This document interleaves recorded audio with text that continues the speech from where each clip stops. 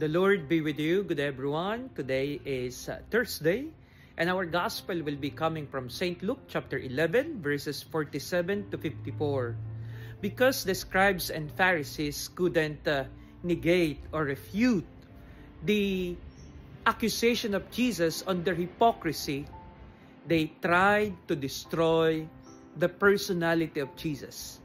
They wanted to put a trap on Jesus so that they could find mistakes in his doings.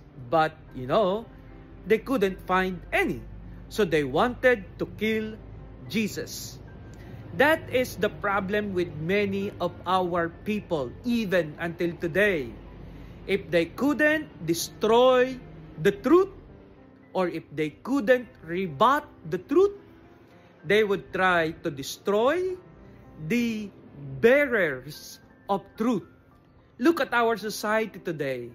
Those people who are speaking the truth against injustices, against corruption, against the different scandals in our society. Stand up, and one thing for sure, you will be persecuted. People will find mistakes in everything that you're gonna do. Argumentum ad hominem.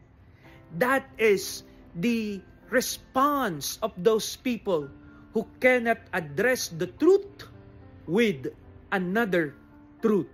So my dear friends, in times when you feel like people are destroying your person, and if you believe that you are on the side of truth, do not be afraid.